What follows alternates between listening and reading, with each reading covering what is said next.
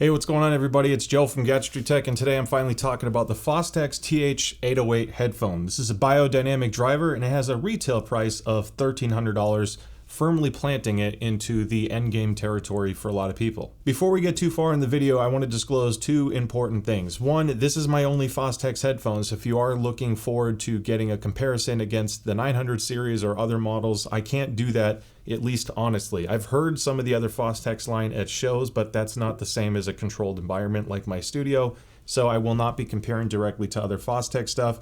I will be comparing to two other headphones in this price range that I think are very well comparable to these, and this is more on the planar side, but that will be the Odyssey LCD-X and the HiFiMan Aria Organic. The other thing I want to disclose is this was sent to me for review. It won't affect what I say about it, but it was sent to me by Deconi, not Fostex directly. I'm really, to be just honest here, I'm kind of ignorant as to where that relationship lies and how that came to be, but I did want to disclose where this came from. I don't get to keep this. I'm sending it back after the review, and I have no monetary exchange for doing the review. I don't even think I have any special links. It'll just be a generic link.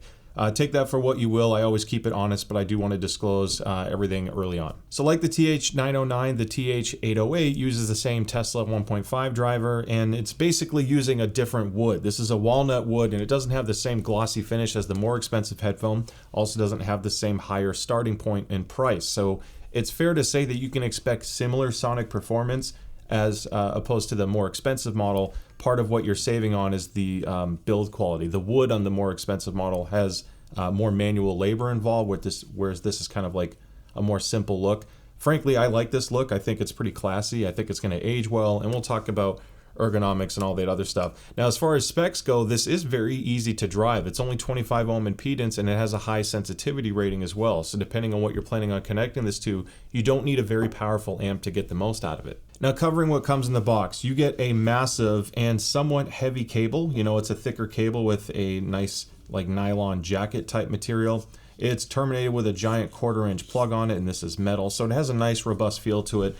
This cable's too long for me for like desk use. However, one of the reasons why they stuck with this is more of like a traditional thing with this particular headphone, is think of it as like your couch listening cable. You know, if you have an amp at a adjacent coffee table or end table and you're just sitting back in a recliner or a couch, you do want a cable like this. This is more of the traditional hi-fi setup that used to be before a lot of people started sitting at a computer desk to listen to it. So you could get shorter cords, I'd imagine. I'm just going by what came in the box. Now the cable is detachable, very easy to switch, and there's a tiny label at the top of the plug so you know which side is which. Obviously you want to make sure you line that up because you don't want to have any polarity issues or anything like that. I already mentioned the walnut cup, and you have this special baffle. Now this baffle actually serves a few purposes. This is an open back headphone, so there will be some sound leakage, but the design of this baffle is to specifically tune and focus various frequencies to get this to have the sound profile it wants. This covers from your bass all the way up into your treble. So there are reasons behind it. It's not just a pretty look. There's actually a lot of science involved with it. So that's part of what you're paying for with Fostex. Now, if you can hear the clicking, I'm not trying to hide this. This is one of the things that drives me crazy because maybe some people like having the metal on metal sound, but that is very apparent and repeatable just by normal handling. When I pick it up, you know, I'm putting this on, I hear little clicks and pops, and it's not so much that it's flexing or loose or anything. It's literally just a metal on metal design. It's strong. It seems really well made. You have this metal pin here, and then there's a single point up here for the metal rotation. Again, all metal, but anytime you have a single point, just be careful because all of the stress of handling it is going to be focused into that one point. Now, I'm not a huge fan of the headband design personally. It's traditional Fostex. They haven't really changed or innovated anything here, but there is a slight amount of padding, like really slight. Thankfully, due to the low weight of just under 400 grams and the slight padding and the curve, I do still find it very comfortable to wear. I was actually quite surprised by that. Clamp force is rather light as well, so it's not squeezing your head too hard, and these leather pads with the slight angle to them just fit my head well. So even though it seems very basic in terms of ergonomics and design, it is actually a very comfortable headphone to wear. The one thing that I was least crazy about is this particular part. The telescoping yoke is great, and you want a telescoping yoke because we have different head sizes. I can actually feel the posts kind of moving in and out a little bit inside here. However, this is very easy to adjust. So when I put this on, if I'm pulling even in the slightest, I'm always like a click or two off than my ideal spot.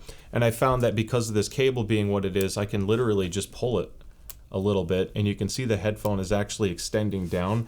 So I'm not saying to pull it and size it by the cable, but with everyday use and living with it, I do think that you're going to find yourself adjusting it from time to time just to get to fit your head, you know, in the exact position you want. The angle drivers is nice. That does affect imaging and sound quality. It kind of tilts the driver just slightly forward. It's not a drastic difference. It's not like it's the HD800S or the new Grell, I think it's the OA1 or something like that, where they're really extreme. This is still close to your, you know, pinna, but it is slightly forward, and I think it helps with the imaging. Transitioning over to sound quality, I want to talk about this from an objective standpoint first, because it takes my opinion out of it, and I have my own headphone measuring rig that is then uploaded to a database online. I have my own Squig link, which is hosted by Super Review. So link in the description for that if you want to shop your own, you know, measurements. I want to disclose this. This is going to sound familiar to some, but if you're new to the channel, you never want to compare my measurements directly with someone else's measurements. It's definitely not a gatekeeping thing. It's just to keep things as fair and honest for you as possible.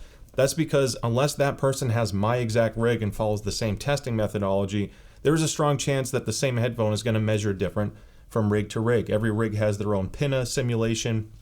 Mine is the KB006X pinna clone, and I use an IC711 coupler. Someone else might be using a Gross or a B&K 5128, you know, if they have endless amounts of money to purchase that rig. So my database has grown quite a bit. I have a lot of measurements there. If there's something you want to see or get feedback on how it compares, just drop a comment and I'd be happy to help. So looking at the measurements, this is a pretty good sound signature for a lot of people, minus only a couple areas. Now, to loosely translate this, there is emphasized bass. It's not too much emphasized bass. It's not a bass head headphone, but I will describe this bass later. There's a little bit of roll off under 50 Hertz, but for an open back dynamic, that roll off is not bad at all. Honestly, it sounds really warm and lush when you wear it, and that's because the bass does carry into the low mid range as you go from 150 to 300 Hertz. So, you know, your vocals and certain instruments are going to have a little bit extra heft to it. Now that bass carries into a very flat, low mid-range area. There's no real recess, so everything sounds rather full and present, but it does have that scoop that is evident on a lot of headphones nowadays.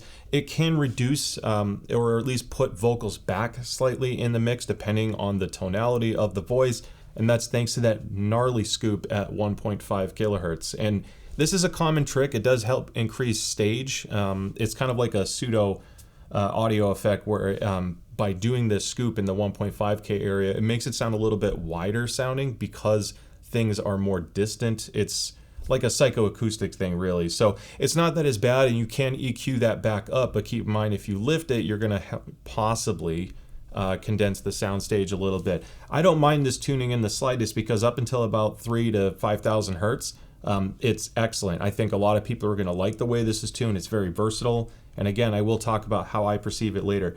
Now, the one glaring thing here is there is a very strong peak at 5,900 Hertz or so. I think it's 5,600 Hertz on my particular rig. So let's just look at that. Yeah, 5664. These peaks vary depending on your ear and placement. So even though that showed 5,600 Hertz, on my ear it was closer to 6,000. So if you hear a sharp or a sibilant sound, maybe start in that range. If you're doing EQ, do a really narrow notch of like, 7 or 8 for a Q if you're using parametric EQ. And then target, let's say 5,800 Hertz. Reduce it by 5 or 6 decibels and see if that helps take the edge off for you if you find this area too forward. Now moving past that, the upper treble is actually quite nice. There are a couple peaks, but it's not too sharp or metallic sounding. It still sounds very smooth, especially when you compare to planar magnetic headphones in the same price range. It is elevated enough to add some airiness to it, and I think that helps compete or at least accompany the slightly elevated bass response. Because this is warmer, if it was too dark up top, this would sound honestly too heavy and thick with no real energy up top to go with it. It would sound dark and somewhat unresolving depending on how good your hearing is to upper frequencies. So keep that in mind. Just because this shows a little bit of emphasis, a lot of people, depending on your hearing, this may still sound very neutral to you. I think it's a safe tune overall, and I do like the way they approach that. Now, when you compare it to a couple other headphones I'll talk about subjectively here in a moment, I have the Odyssey LCD-X in blue and the HiFiMan Aria Organic. The LCD-X has a very flat, neutral bass profile, but it does take bass EQ really well, so you can easily punch that bass up. But it is followed by a much darker upper mid-range and treble presentation compared to both the TH808 and the HiFiMan Aria Organic, which you can see here in the yellow line. The Aria Organic has a more pronounced upper mid-range and treble. You can definitely see that in the 3K range. So if you're chasing a more clean analytical sound, the Aria Organic is that, and part of that is from what you're seeing on the measurements here, but that doesn't paint the whole picture. So getting into subjective sound quality and what I hear, let's start with the bass. The bass is so good. It's so damn good. It's seriously the standout thing that I like about this, and it's not because it's a bass head headphone. It is warmer and more emphasized, but it's tastefully done, almost in an enveloping, immersive type of way, but not in a fatiguing way, because sometimes too much bass is just like, it gets old after a while. It's just having that warmth, but having the texture and tactility that it does, especially when you're listening to rock music. This is one of the standouts for me. A lot of headphones, for me personally, struggle with rock. I usually don't like listening to rock on headphones because I feel like you don't get the same visceralness and, sensation that you get from speakers or being live. A lot of it gets lost. And this is a selling point with the TH808, or at least a standout benefit to me, is I get a lot of what I'm looking for in rock. So the tuning is excellent there. And that applies to other genres as well. If you're listening to hip hop or jazz or EDM or some tracks that are more bass forward, maybe you want that extra bass anyway, and this does a great job. And it does take the EQ well enough where if you want even more, you can push it a little bit further. And if it sounds too warm, you can always pull some of that back. Getting into the mid-range, I wanted to pull out a couple other headphones because I will likely be making some comparisons to these along the way. I really like the TH808 mid-range because it sounds relatively safe for a lot of genres and a lot of people. For the most part, that bass warmth does carry into the vocals, and I think that if you're listening to, pianos or guitars or a voice that has deeper tones to it, you're really rewarded with the TH808 because it preserves some of the warmth I think a lot of people are looking for. Now, when you look at the upper mid-range, it does color it a bit, having that scoop to be as large as it is in the 1.5K region, followed by a really sharp spike closer to 6,000 hertz. It can be sibilant and the S's can be very, very sharp. It really depends on the track. I've had some tracks where you wouldn't even know that peak exists because the track wasn't mastered in an area that emphasizes that frequency in the first place. So this will sound absolutely fantastic. However, if you listen to a track that is mastered to kind of emphasize that 6,000 hertz area, or the vocal has a strong S that happens to align with this emphasized peak, you kind of have TH808 and headaches. It really depends on how sensitive you are to those frequencies. So it really depends what you listen to. I think it masks it well enough, and with very minor EQ to that peak, that was really the only thing I found I had to do. Conversely, if you start comparing it to the other headphones here, the LCD-808X is a safer 808X. Wow. The LCD-X is a safer mid-range tuning to me. It's not as forward or at risk of that snappiness or sharpness that you get at 6,000 hertz. However, the bass isn't as punchy or dynamic as this. Part of that is because of how it's tuned. This takes EQ really well. So to me, this honestly, the LCD-X kind of represents a middle ground between the Aria Organic and the TH808, especially because of EQ. Out of the box, I think it's not a bad sounding headphone. It just can sound a little bit safer. It's not coloring the sound in an extent that I think some people may prefer. It really comes down to preference. But when I do a lot of blind listening and I have a lot of people over to just hear a bunch of headphones, the LCD-X is often picked up as one of the favorites. I haven't been able to have people listen to this guy yet, but based off what I know, I think a lot of people would like the TH808 as well. Now, the Aria Organic price cuts, the old Aria was $1,600. This guy is down to about $1,100. So it's undercutting the 808 a little bit, and it has a more analytical, clean, neutral sound. If you're just chasing resolution and clarity and you're trying to get the fingernail missing the string on a guitar with as much detail and precision as possible, the Aria Organic is your headphone. Now, I like what they did with the tuning with the Organic because they did improve. They added a slight bass shelf to the old one, or at least it comes across a little bit warmer. So I really like the bass tuning. However, when you listen to it compared to the 808, it sounds more analytical and sterile than this does. So it really depends on what direction you want to go with sound. This also, because of its analytical nature and stronger emphasized upper treble, it has kind of a metallic tinge to it on the high treble as well. So if you're sensitive to those frequencies or you prefer that, keep that in mind. This really showcases detail on metallic instruments, whereas this kind of stunts and smooths it out just a little bit. There is an amazing test track for headphones that I use a lot, especially when it comes to imaging and layering and stage, and it's called Bubbles by Yoshi Horikawa. And the two headphones here, like the 808, I've listened to it on the X. It's no fault against the X, but I feel like that track only shines with some EQ on the X. What's insane about that track, Bubbles, is the Aria just places things with such precision and clarity. It's almost like you're on the wire of the source. You feel directly connected to every single sound effect being put through your headphones.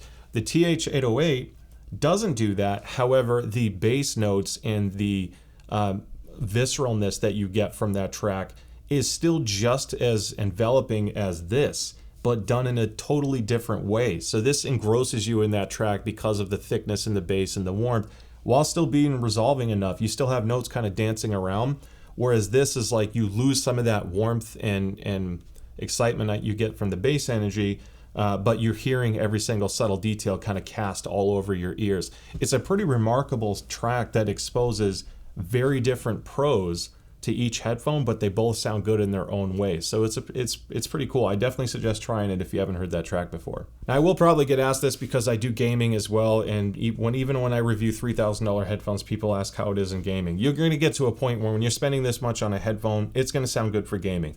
Tuning wise, and when you look at the traits and characteristics of these sound signatures, the HiFiMan Aria Organic, being as resolving and analytical as it is, tends to perform better on the competitive side of things. So if you are chasing footsteps and detail and being able to pinpoint audio cues, I will lean towards the Aria Organic. However, for every other game type, this is still competitive for FPS. I can easily still play Apex or Call of Duty with no problem on a headphone like this, and that comfort definitely helps a lot.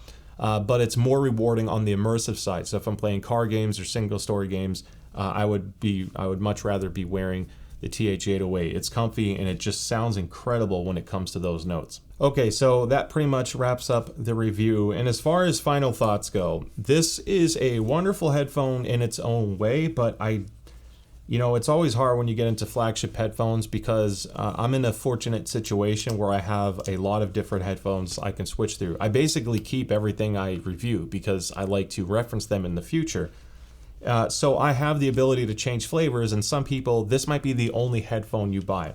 So if that's the case and you're just looking for an endgame headphone, the way I would describe this is kind of to summarize, it's a warmer sound signature, and I think it's greatly beneficial to EQ out that one treble peak close to 6,000 hertz. If you get rid of that Sibilant S or you're not sensitive to it, this is great for those chasing a warmer, more luscious sound. It's kind of like a thicker, warmer version of the Meze 109 Pro without having the same mid-range energy to it. This just presents everything in a very relaxed, everyday listening, daily driver kind of headphone. Now, does it have the same neutrality as a Sennheiser HD 650 or 600? No, those guys adhere to that mid-range as close to natural as possible. However, those guys lack the tactility and bass response and upper treble energy that many other people are also looking for. And I think that stuff is kind of the magic sauce that can make certain tracks come to light. It really depends what you want. I always suggest having a couple products that have a different sound signature so you can get different flavors depending on what you're listening to. But EQ goes a long way. And it's much easier to EQ down bass than try to add bass or compensate for areas that just aren't there. So hopefully you found this video helpful. Don't forget to like and subscribe. I will have links in the description below for all the stuff I just talked about. With that being said, thanks so much for the support, and I will see you next time. Bye.